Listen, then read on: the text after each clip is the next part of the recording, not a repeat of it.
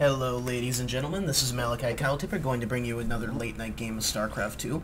I feel like I've been doing a lot of these late night casts lately. Wow, I've been playing with my game at 12% volume all night. Yeah, that's about how it is. So, Duque, we're going to call him D, because I really don't know the quite way to pronounce that name. So, Mr. D, this is going to be on Condemned Ridge, and I just got back from pretty much the coolest thing ever. It's called Omega 5, something that a company called DPMS, they manufacture ARs and other rifles. AR-15s, I should say. I don't want to abbreviate too much for you guys. But, basically, you could call it a big zombie hunt where there was probably over 1,000 shooters there, and tactical courses, you know, a bunch of cool zombie stuff, big trade shows for all the firearm manufacturers, and it was just really cool. So, I mean, if you're into guns, if you're into zombies, or just in general like to go out and have a good time, look for it around this time next year. It'll probably be called DPMS Omega 6, following the pattern that was Omega 5.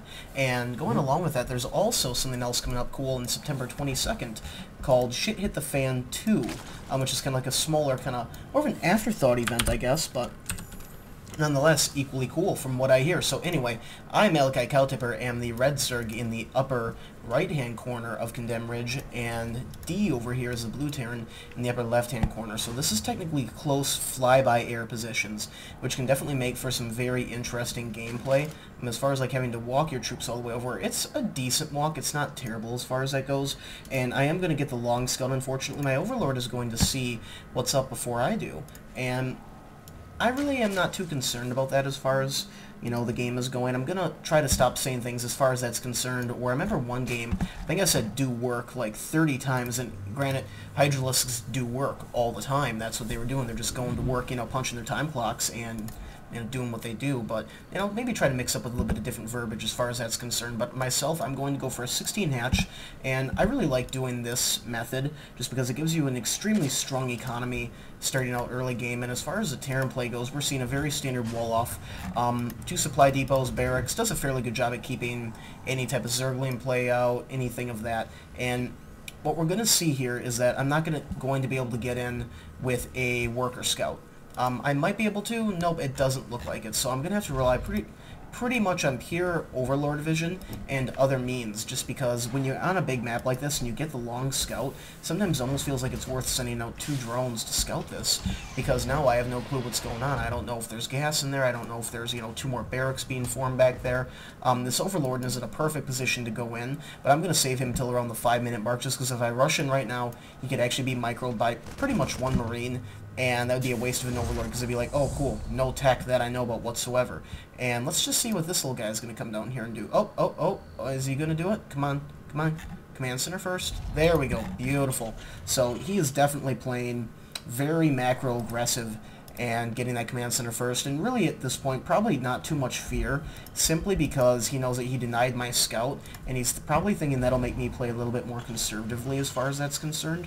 But I'm not too worried about that. He can see that I took a fast expansion as well because I'm awesome. I got on my gas just a little bit late, and I'll be getting speed pretty much as soon as it's available. And the reason I'm going to do that is I see a lot of Terran going for command center first, and sometimes they're ballsy enough to build it out here. And, you know, if you can get half a dozen speedlings inside their base, or any, you know, even just regular lings, you can kind of punish that Terran for being so damn greedy.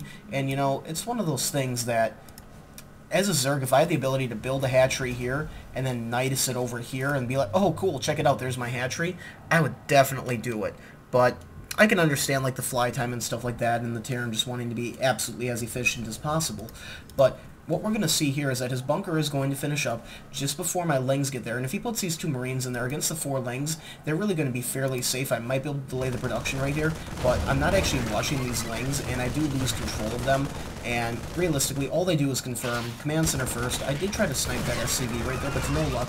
And these Marines just having a heyday. Oh, you didn't get your kill. Sorry, buddy. Your time will come. It will come. But as far as that's concerned, myself, I'm getting a second extractor, and the reason I'm doing this is I want to go for some heavy bangling pressure. And I'm finding that if you're getting speed, and then if you want to do a bangling rush, I really don't like going in there and only having maybe 6 to 8 banglings. I want like 20 banglings if it's all possible, and I just want to wreck whatever wall's there and wreck whatever other tech is in there.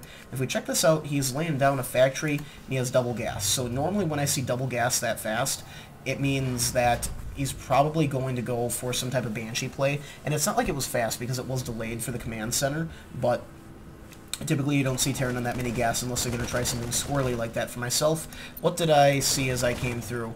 I saw the one gas. Oh, I missed the double gas though. And this Overlord, he is going to confirm the factory for me, which is cool. And you can see I'm already spreading creep from this queen, and I think that counts as a total creep highway. You know, I'll give it to myself, you know, just because I feel that it's necessary. We go to the income tab right here. We can see I'm up 33 to 25, and we have a starport going down right over here. And are we building a tech lab? Yes, so we're more than likely going to see him transition into maybe some Hellion Banshee harass, and that can be extremely effective, especially if you push the Hellions up here, do a little bit of poking. You can see that because I saw that factory, I'm like, oh, he's going to get Hellions. Awesome. And instantly I've wasted 3 drones. Well, not necessarily, because it's not like I don't want these. Spine crawlers are almost always useful. Evolution chamber, kind of need that. And it will prevent any type of Hellions, which he more than likely will produce. But what I'm not going to be ready for is... I'm actually surprised that he didn't migrate that, but he's going directly for Combat Shield. And no research upgrades coming off of that yet. But I'm actually very surprised that he didn't just flip-flop those, but I guess he really wanted Combat Shield. It's going to be interesting to see what I have to deal with as far as the Banshees are concerned, and what type of damage he's going to be able to do with them. And with Banshees, it kind of depends. Myself, I generally tend to be more afraid of the 3 or 4 Banshee rush, which, you know, might...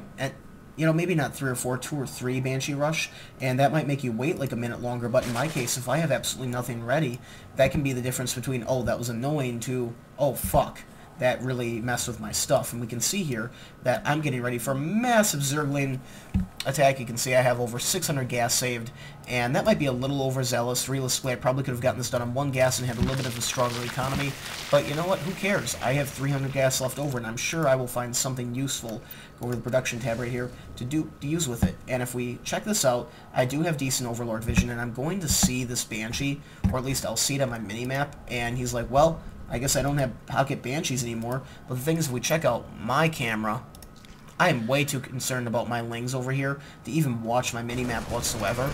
We go back to that everyone, so right here, able to easily blow that up, get my lings in there, and they're going to be able to snipe off some nice kills. Love the surface area on tanks. Lings just so good against them. And I was able to mainly clean up his ground army, but if we check this out over here, he's picking away at my drones. And let's just pull up the kill tab so we can see right here that he's killed 7 workers to my 6. And what I did is I pulled my workers back here, and I'm building 3 spore crawlers back here. He cannot see those spore crawlers, so he's just working at my extractor and probably thinking, yep, I've got this. And he's probably, at this point, he can't do much about the lings that are in his base, and he's going to be able to wall this off. But if we check this out over here, not for that, I'm then going to be able to, oh, no, bitch, get back, don't get yourself exploded. Thing's going to have, like, no HP left, crap. But if I would have moved those up earlier, I could have saved the queen, and now I'm going to force a retreat for him. And he's actually forcing a retreat right here. He's just, oh, frying my Zerglings. That was a waste. And all I'm really going to be able to do down here is just pick off buildings, pick off whatever I can, and killing those mules, that is definitely nice. That's a lot of energy spent or whatever on them. But check this out, this Banshee is actually just getting a lot of kills. He's up to 11 kills now, and that's because my spore crawlers are just so terribly out of position. And you can see that I'm going to try to migrate them down, and they actually burrow quite a bit quicker, but this Banshee definitely being extremely effective, having 16 kills to his name. And if we check this out, I've killed 11 of his workers to 14 of mine. Income-wise, I'm ahead of him by a few, and for units lost tab, I'm ahead of him by a relatively small amount. So at this point in the game, I would say both are pretty much even. The one difference is, during all of that, I expanded to a 3rd base. And I have my creep spread going. He is just now getting his 2nd base down, and I'm already up to 35 harvesters. So, in the grand scheme of things, realistically, I can't say that that harass, even though it looks scary, like that one Banshee was able to kill just a shit ton of my workers. Sometimes as a Zerg player, you just have to drone through it. You have to deal with those losses. And right now, I'm fairly well secure against any other type of Banshee harass at these bases. You can see I actually have 4 spore crawlers down, so that's kind of the unseen effects of Banshee harass. Is I might have overreacted by getting down so many spore crawlers, but my thing is I'm not the best at dealing with them. So for me, if I want to win, this is how I do it. And I can see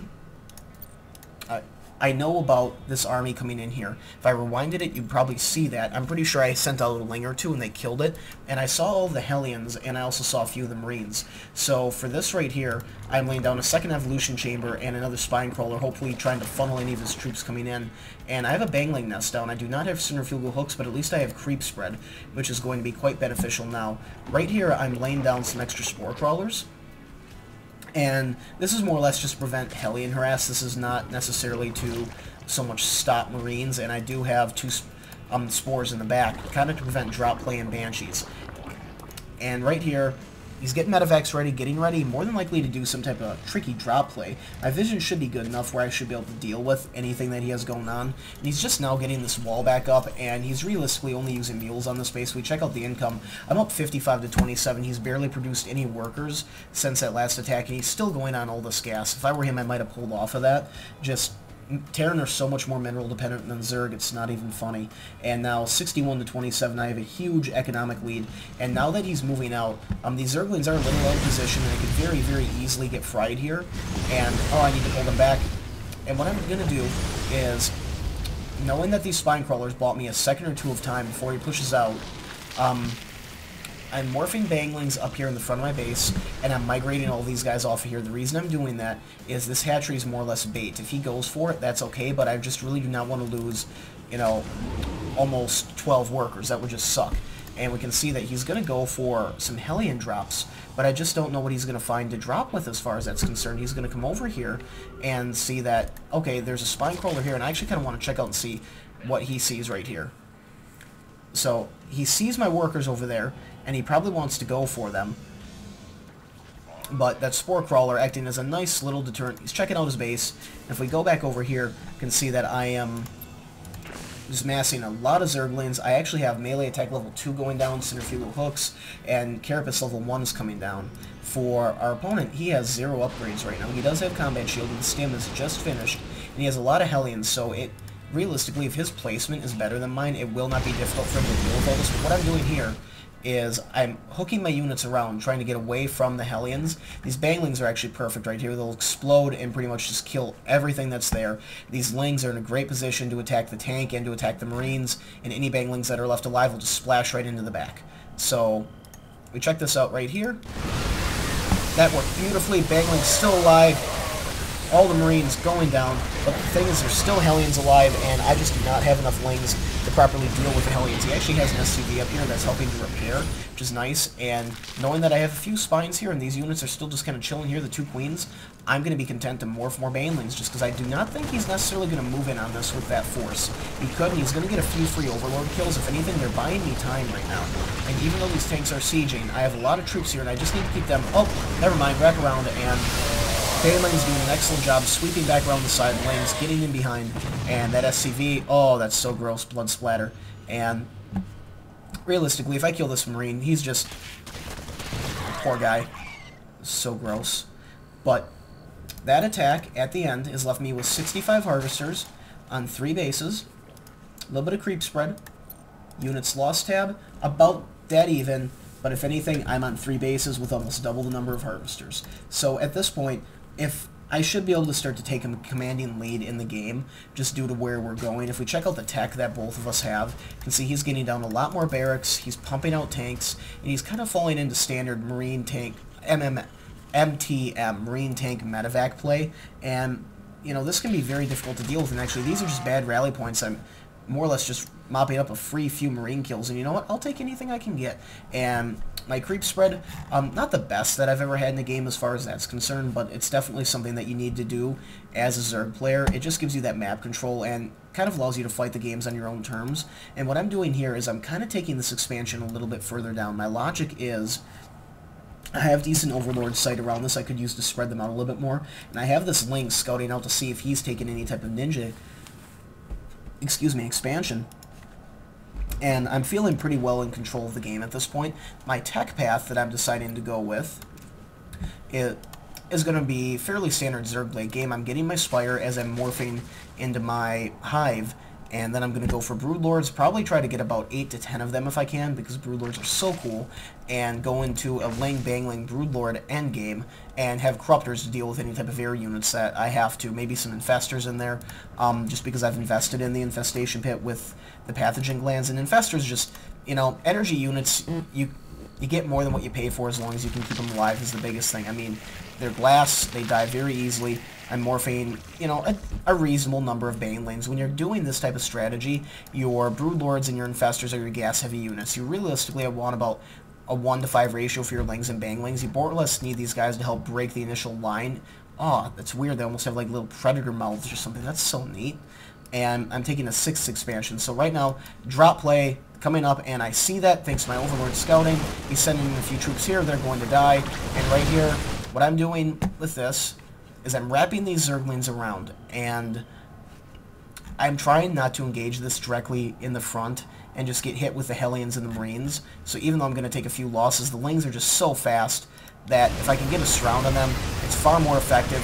And then the Banelings, I mean, they really are the real heroes of this battle right here, just killing everything. Infested Terran, I'm going to kind of help deal with some of these medvacs. If anything, push them away. And I wish I would have had the energy from one more fungal growth. I could have killed almost every single one of them, which would have been very, very sweet. And we can see I have attack level 3, Carapace level 2, almost finishing. I will be getting Adrenal Glands very soon, getting the Crackling upgrade. Units lost, starting to favor me, but again, we're talking 500 minerals. I mean, that's honestly nothing. I recant that. It's about dead even. The biggest thing is the income advantage that I've had almost the entire game. We can see that because of mules, he has not actually produced more than the 34 harvesters, and I think that's really what's hindering him. We can see that I have a lot of unspent money, just because these engages have been relatively even as far as it's concerned for me, and while he rebuilds his army, I just sit there and tech up, and, you know, he's kind of stuck more of in a mid-game tech, and for Terran, this just seems to be a good way to lose this game, or lose games like this. Realistically, this is a good play. This is a very dangerous army, just like a Mutiling can be quite dangerous. But going Infestor, Ling, Broodlord is a step above. Infestors are tier 2 units, but they're just so good if used properly, and Broodlords absolutely dominate over this type of engagement. You come in over here, the Broodlords start attacking, and as soon as they try to send the Marines up, in come the Ling and the Banglings. Fungal growths, you can't run away, dead sauce. Pretty much GG right there as far as that's concerned. And we can see right here that I'm up to 71 harvesters. I really probably shouldn't make any more than that, but this is just going to help me skyrocket with my food count. We can see that I'm saving up right now to start morphing Broodlords, and I'm supply capped. Why, oh why am I supply capped? That's never fun at all. And there come the upgrades. Level 3, and let's just see, no upgrades. That's, you know, for somebody who's played 1,400 games on ladder, that's just a little silly. I can't believe that there is not an engineering bay down on the ground. And I'm thinking it's due to the early economic damage that he just didn't get quite. There we go. Finally getting infantry ground armor level 1. I'm thinking that he just never really quite got his economy up and running, or he didn't realize just how many SCVs he didn't have this entire time. Probably because he had enough, you know, to make what he felt was a decent army. And we can see that I have changelings due to this Overseer, and unfortunately it's going to die. Sad day. But that's giving me a good idea as to what's going on with this army. Unfortunately, they're going to die, but I'm fairly confident that I can crush the size of his army. And really, the best way for him to come in and win this game would be some very, very fancy drop play and to attempt to take out my bases. And if we check this out, pretty much all my bases are at least somewhat defended, at least from air. I do have some spines over here. And where this medvac is going is to one of my newest bases. It's well saturated, very, very vulnerable. But if I lose this base to a drop play, it's not necessarily the end of the world, simply because I can migrate up to this base that isn't even being used yet. And I'm dropping another one down over here, so I'm just trying to dominate this map, get my creep as far as I can. And this drop over here, it's really not worth his time to drop there, all things considering. I guess he will. But that's going to be very easy for me to clean up. The bulk of my army is over here, and I'm just going to grab a bunch of them and send them over and, you know, kind of clean that up. And for this right here, The best thing I could do is just move all these workers out right now, and that's exactly what I'm going to do. If this base decides that it needs to go down, you know, that's just the way it's going to be. But, oh, ground armor level 3, guess what? You're only doing 3 damage per shot to these guys. That must feel so lame. Wow. I can't believe that. And I'm pretty much just going to let him have this base. And it's not due to laziness that I'm going to let him have the base. Oh, that was due to laziness right there. Let that medevac get away. And I don't quite know if these 3 spine crawlers are going to be enough to deal with these Marines, and they're going to get behind me, maybe, start shooting at stuff. But, Dickweed is killing my extractor. But, you know what? He can have the extractor. I have a lot of lings, and he has a small army right here, and this tall grass just being perfect for me for hiding his vision. I actually kind of want to see what he sees. So right now, he has vision over my entire army. I have plenty of corruptors, more than enough to deal with this. And this medvac gonna go down. Marines basically stranded. Spine crawler should be able to deal with those Marines. And if we check this out, I want to rewind that just a little bit because it's kind of the highlight of the game. Take it back by about 20 seconds.